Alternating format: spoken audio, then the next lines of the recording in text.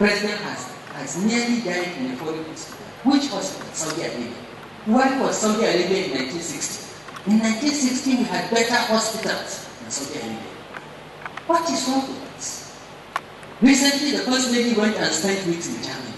We are not even ashamed that we cannot treat our people here. And some of the doctors that treat these people abroad are Nigerians that were forced by circumstances to be economic migrants. What is wrong with us? We must have a healthcare system that looks after everyone. Obama won this election largely because he made sure that millions of Americans that had no insurance now will have access to medical care. This is in America. We are not even talking about medical care in this country. These are the two things we need to give everyone equal opportunity to realize his potentials. And we are not talking about it. We are not talking about it at all. Because the leaders have decided that they can take care of themselves. They forget that the rest outnumber those of us that can take care of ourselves. And if we don't do something, one day, that majority will unleash their anger against all of us, including me. I'm not you. I'm in opposition, so I can shout and say, hey, I'm not part of the problem. But they will remind me that, oh, you're in government. What did you do when you were in government? I say, oh, I did this in FCT, but that, by the time they cut off my neck, I'll only tell that when I go to God. So we must as elites reflect and try to think of a society that is fair and more balanced. And the way to begin is to imagine if you had nothing. What would you do? If I was born today and my father died when I'm 8 years old, would I have got the education that I got? This is the starting point. When I came to FCT and I had a briefing from my education department, I said to them, okay, let us agree that in 2 years, all of us will take our children out of private schools. Because I asked the 16 directors, deputy directors, and assistant directors that briefed me, how many of you have your children in FCT schools? Only 2 out of 16. How can you be in charge of FCT's education system, but you don't have confidence in it? Let us agree that in 2 years, all of us here will take our children out of private schools. Mine were in private school too, and put them in FCT schools. And give it 2 years so that we all work hard. Whatever is the problem with the schools, we will change, we will budget, In 6 months, I started getting requests for people to be transferred to another department from the education department. Within 6 months, they thought I wouldn't notice, but I had their names on my desk, and any request for transfer has to come to me. And I denied all of them. Some resigned and left. And they were in the education department, but they didn't want their children to go to FCT schools. This is the crisis that we face. If we would all agree as elites that our children will be here, will attend the same schools, if we all agree as elites that we will all attend the same hospitals here, even if we are going to die here, maybe we'll begin to change, and maybe we will avoid that day that everyone else will come against us. So let me conclude, ladies and gentlemen, with this. Where are we going from here? I pray and hope that our country will get better. I pray and hope that we'll preserve our democracy. But prayer and hoping is not enough. We must all stand for something. We must all fight for what matters. And I think what matters is a Nigeria that is fair to all, that gives everyone equal opportunity. That, I believe, is possible in my lifetime. Will Nigeria be the China of Africa? I don't know, I'm not sure. But one thing I know for sure is that we have enough people with enough brains, and we have enough resources, natural, human, and material, to make Nigeria a great place and give these children a future and hope that things will get better. I thank you for inviting me, and I look forward to coming back here again.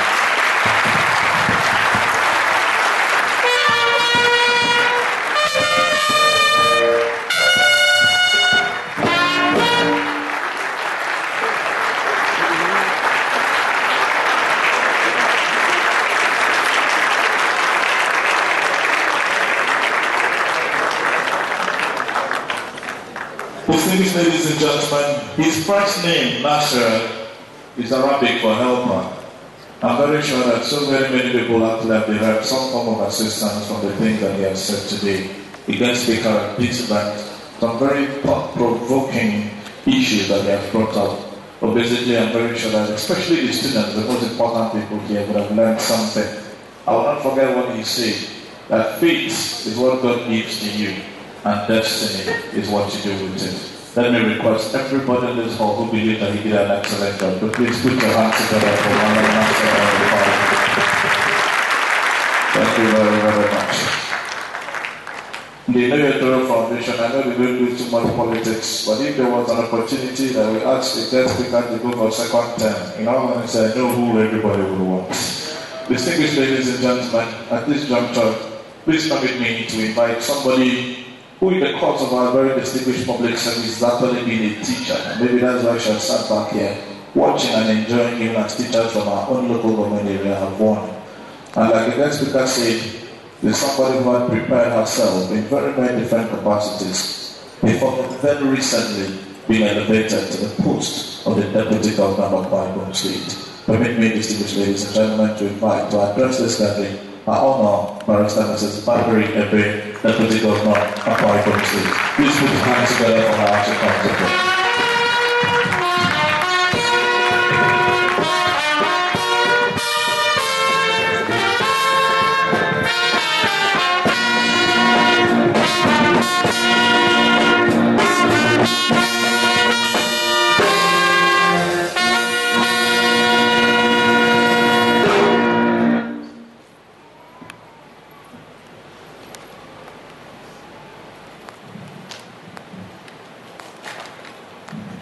The Chairman of the occasion, Dr. Inikura. By Excellency, the Nigerian Ambassador to Russia, Chief Asambasani. The guest speaker and former Minister of FCT, Madam Nasik El-Rufai, who have just made us proud.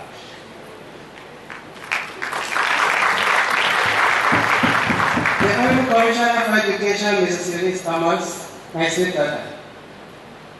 The Chairperson of the Inoyo Toro Foundation, Mrs. Inoyo.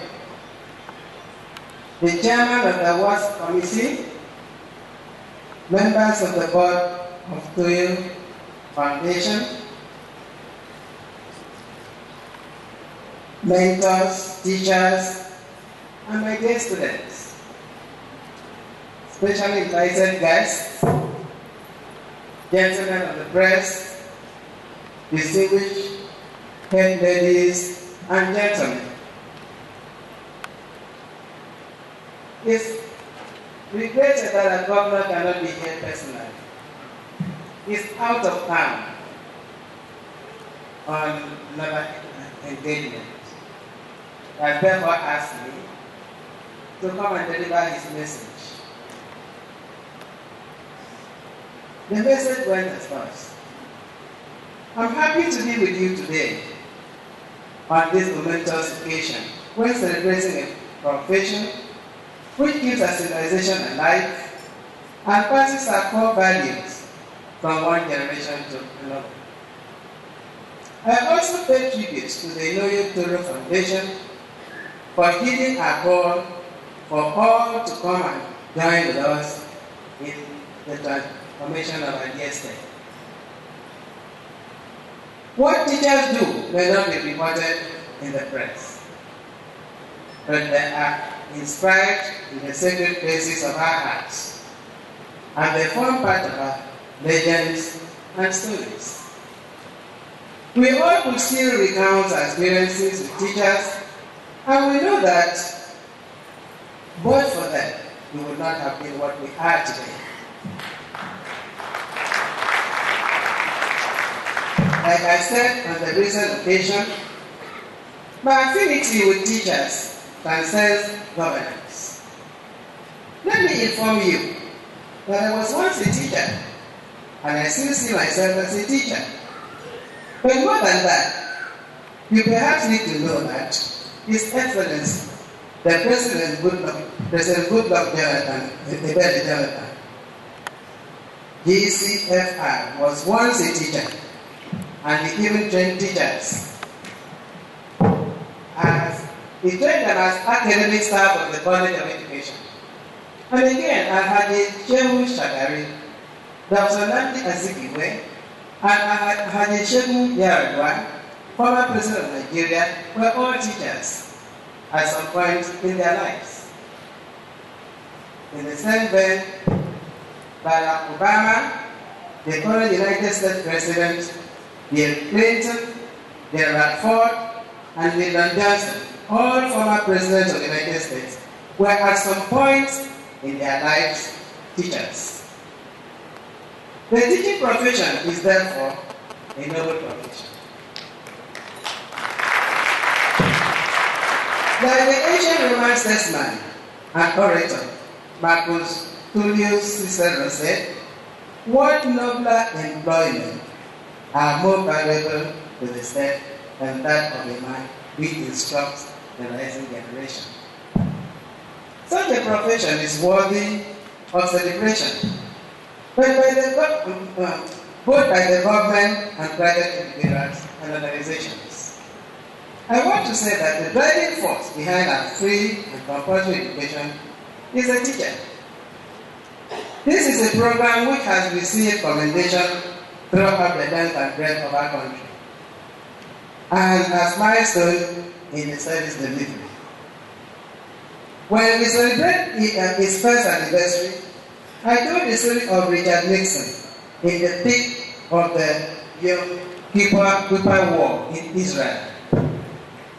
The then Israel Prime Minister, Golda Meir, called the American President Richard Nixon, who was in the thick of the Watergate scandal and was not answering calls. Nixon surprisingly picked the call and listened to the cry of Golda Meir.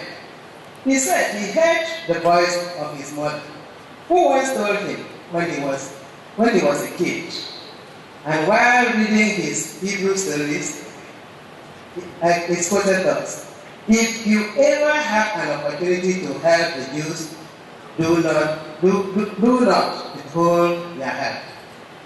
He said, he sent help to the Jews and said after that, perhaps God made him president for a time like that. I was brought up by a widow, and I missed 1 year of schooling because of her situation.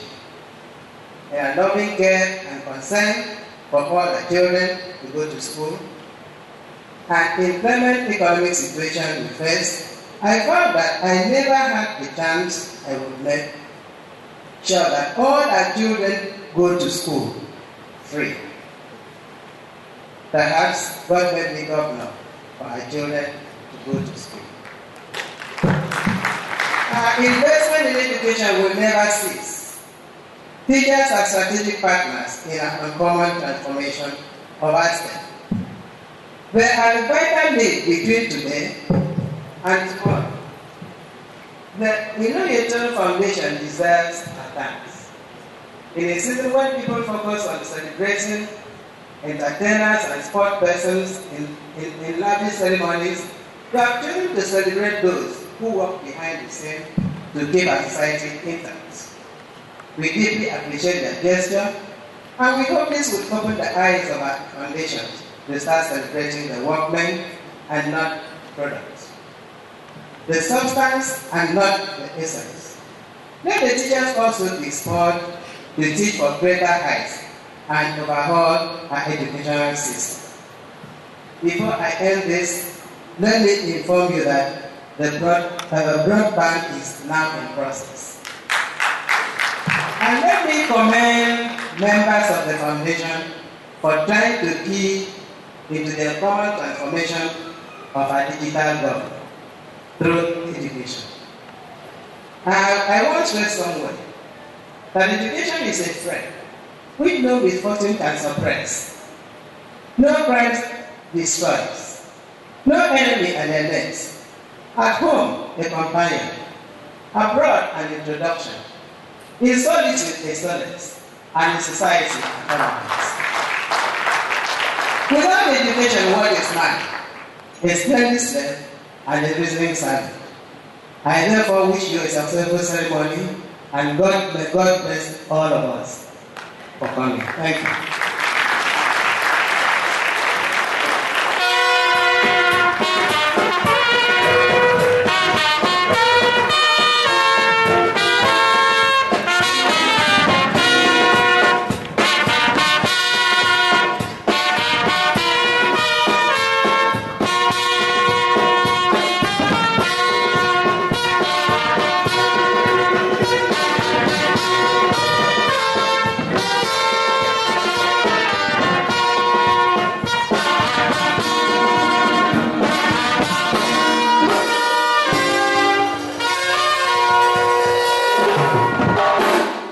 Address of His Excellency, the Executive Governor of Akwa Ibom State, presented by our Honor, the Deputy Governor of Akwa Ibom State, Lady Valerie Ebeng. Can we please put our hands together for her, ladies and gentlemen?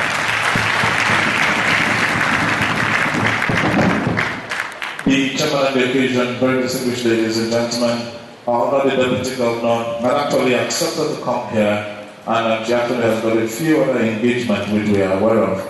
But due to the importance she attached to this event, she made time out to be here, and she please request that we actually understand with her that she has to make her leave right now. She has to take her leave. So I want to thank you very, very much, Madam, for coming, and she will be taking her leave now. And after we will continue with other items of the program. Please put your hands together for her, ladies and gentlemen, once again. Thank you very much, Lady Valerie Ebeng, Deputy Governor of Akwa Ibom State, standing in for His Excellency the Governor. Thank you very, very much. The chairman of this occasion, distinguished ladies and gentlemen, we will be rounding off in not too long a time. We'll be actually winding down the activities of the 5th edition. You may please take your seats, ladies and gentlemen. And it is on that note that I want to most respectfully invite a mentor.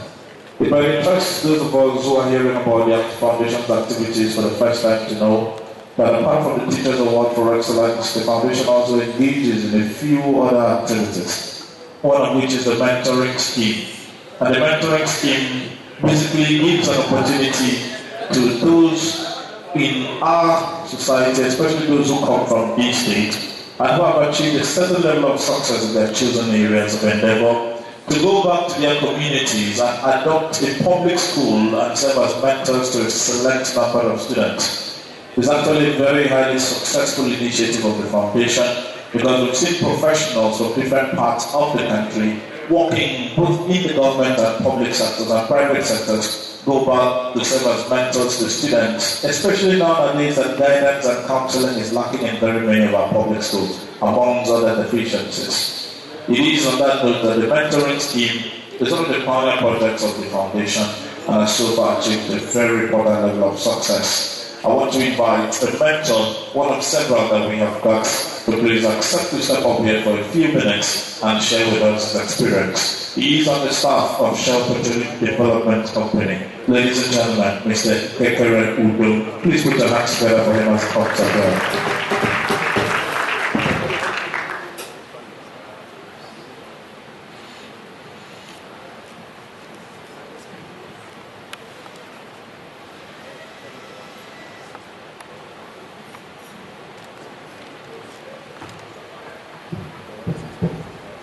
Thank you. The chairman of the occasion, I want to stand on all existing protocols. They permit me to also recognize our very own dear Madam L5. Thank you, sir, for making our time to come down here. Ladies and gentlemen, I'm going to spend the next 5 minutes to share with you my experience 2.5 years now as a mentor. It was in May 2010 that I got a call from my colleague who told me about the Toro Foundation and the opportunity to serve as a mentor, to be able to groom young men with the necessary skill and capacity to face the challenges that we will face as a nation in years to come. I gladly accepted that call and I picked a school from my local government the school is Western Annan Secondary Commercial School, also known as WASCO. For the first 1 year, I had spent time with the students, and I discovered that the sessions have been very rewarding. Maybe I should use the word, it has been symbiotic, as in I help the students in career mentoring, and I also find out that indirectly they are also helping me by preparing me to become a better leader. And that's why I'm not surprised that we have Ambassador Assam here, who himself has been a mentor, and these are the people that have the capacity to really represent us. So while the students gain, I found myself also gaining from the process. By the second year, I decided to visit the school, WASCO, and I wanted to know that I shedded tears the day I got to WASCO. Why? Because I discovered that one, the boarding facility had been abandoned. The principal's office was overtaken by termite hill, so he had to run and seize one of the classrooms. And then there was a block of 4 classroom blocks used by JS1 students, and you could easily scoop sand from each of the floor, meaning there was no floor. The roofs were all leaking, and when it rains, water would drain and would disrupt the class. I shedded tears because I know the kind of class my children sit, and I was no longer myself. I actually lost control, and I told myself something must happen. And so, right there, I told the principal of the school, yes, we don't have a library. I could also see that the science laboratory technology, the science labs were also dilapidated. The staff rooms were also dilapidated. And in fact, on one of the classes I entered, a teacher was teaching and he was sweating. You could see sweat all over. Why? Because the heat from the sun. You have a room that has no ceiling. So the direct heat from the sun was making life uncomfortable on the man. I want to thank the government of Akwa Ibom because I understand about 2 of such schools in my local government have been visited. And then I told myself, Rome was not built in a day. And so, we cannot wait for government to go around all the schools without doing anything. So quickly, so I will not spend much time, I began a journey to find all the old boys of the school. I was able to get quite a good number of them. And I told myself, I'm going to buy books from S1 to SS3. I don't care where we are going to put them, but we need to intervene. Bought those books, then told the principal, please, I want to come back to the school again. But this time around, I don't want to come alone. I want to bring an army that will see what I've seen with my eyes. So it was on the day of the 2012 graduation ceremony, which held in July this year. I went there, I invited all my friends, invited the politicians also, and I am happy to tell you that today we were able to get 40 bags of cement to put the floor of all the 4 classroom blocks. And even as I came in yesterday, I got another call that another 20 bags of cement will come. Now 80% of, we actually concentrated on 1 classroom block. We have been able to plaster like 70% of the walls, and then we have replaced all the leaking roofs in the 4 classroom block. We cannot wait for the government. Why do I say we cannot wait for the government alone? When I was in SS1, I had a chemistry teacher who will come in and will look at you, hey, you short man, hey, you big head. That was our chemistry. And so I lost focus in chemistry. My parents thought I would be a medical doctor. But because I had PhD in chemistry, there was no way I could pursue medicine. And that was why I told my friends who said we should wait for the government when they will come to the school. And I told him, this is, if there are people whose destiny would have been changed by the time the government would have visited here. And that is why we need to work. Let me move on by just sharing you some few statistics, which I will want you to talk about in your business forums, in your political forums, in your social forums. I went back to the office and I told my friends, I challenged them, how many of you went through public schools? I also put it on the online survey. And I was shocked to see that 89% of people between the age of 30 and 45 went through public schools. Now, if I expand that sampling to maybe those up to 60 years, we'll be talking about 90-something% of people. 90-something% of us here pass through public school. Now, what does that tell you and me? That we are many who are beneficiaries of that system. And if we are ready, if we are willing, we can change that system. I also asked a question. How many of us believe that the conditions of learning in public schools in our states, I'm not talking about just Akwa Ibom state, in our states, in the country, believe that the learning conditions are okay? What I got was that 60% of Nigerians believe that the learning conditions are not good. And so I ask you, now you know the conditions of our public school. But like our brother Erufai said, we cannot fold our arms and hope that they will change. We all have a role to play. And also, I asked some people, do you believe that as a private citizen, you have a role to play in the development of public schools in this country? 100% of the respondents said yes.